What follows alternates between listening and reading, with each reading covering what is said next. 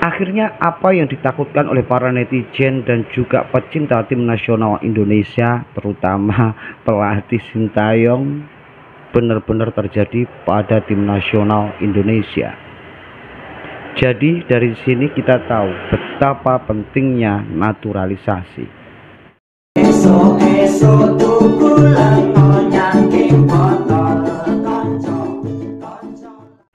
Kembali lagi di sliding tackle-nya Cak Ruri. Tidak lupa selalu saya sampaikan terima kasih kepada teman-teman yang selalu menonton, like, komen, dan juga share konten-konten saya.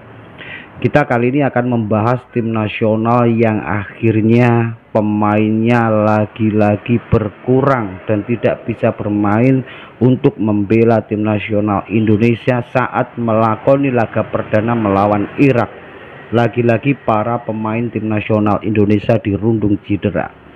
Beberapa waktu lalu kita sudah mendengar adanya cedera yang berkepanjangan yang terjadi pada Marcelino Ferdinand.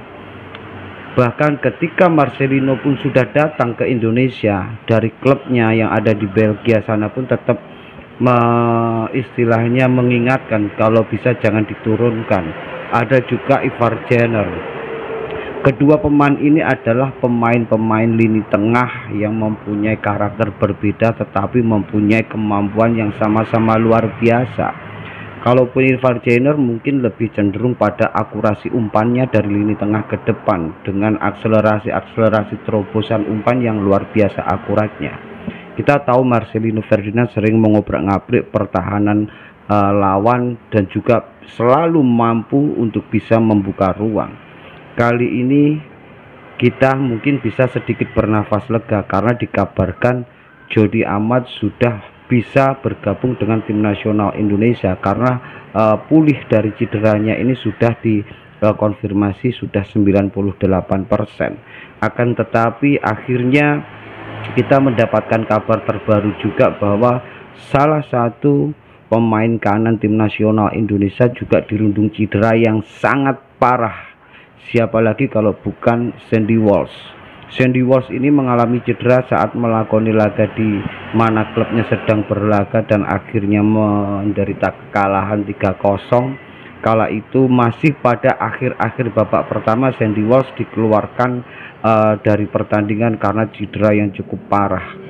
Bahkan sampai bercucuran darah karena disampaikan bahwa ada salah satu tulang pada engkelnya itu yang keluar.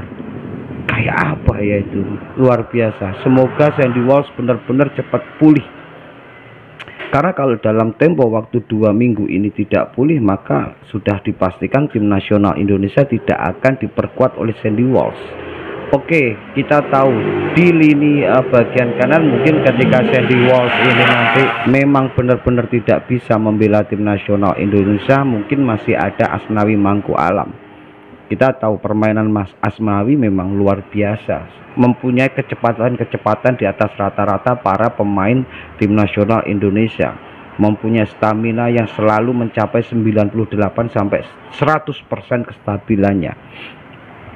Tapi jika ini nanti terjadi juga Asnawi, tapi kita tidak berharap sama sekali dan itu jangan sampai.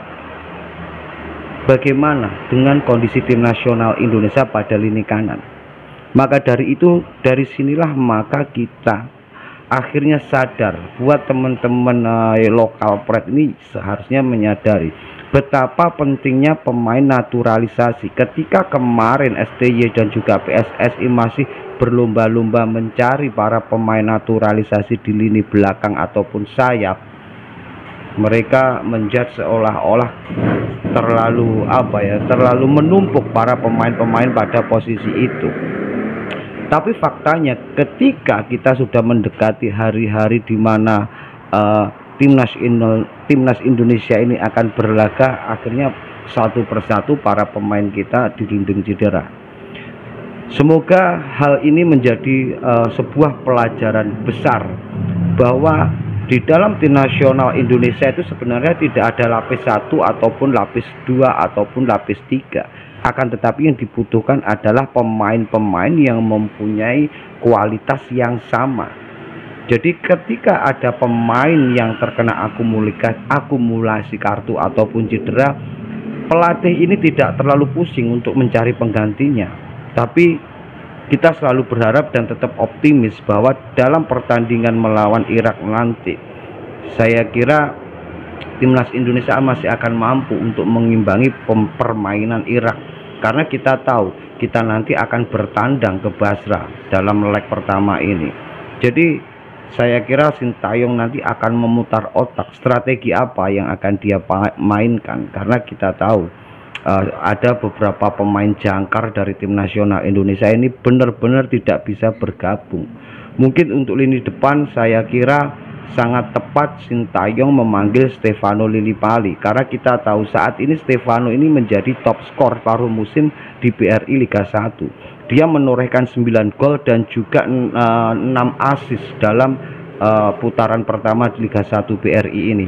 Jadi memang harus, saya kira dari dulu memang harus dipanggil ini Stefano Lillipali, karena penampilannya kalau menurut saya progresnya dibandingkan Egy Maulana saya kira sangat jauh. Meskipun sebenarnya timnas pun juga masih ada beberapa nama pilihan lain. Kita tahu ada Ramadan Sananta dan juga Dimas Derajat. Kalau berbicara Dimas Derajat, memang di pertandingan-pertandingan yang ada di Liga 1, Dimas Derajat ini masih belum mampu untuk menciptakan gol banyak. Tapi ada di bayangan kedua yaitu Ramadan Sananta yang saat ini sudah mampu mengkoleksi 5 gol. Jadi dari sinilah ayo kita sebagai netizen dan juga pecinta tim nasional Indonesia, apapun yang terbaik untuk timnas Indonesia, apapun yang dilakukan oleh PSSI dan juga pelatih timnas Indonesia saat ini, maka kita harus mendukung 100%, termasuk tentang adanya naturalisasi itu semua. Karena ternyata setelah kita merasakan pada menit-menit krusial, hari-hari krusial ini, pemain-pemain kita banyak yang dirundung cedera dan dibutuhkan para pelapis-pelapis yang mempunyai level dan kualitas sama. Oke, salam sehat, salam waras, Indonesia juara.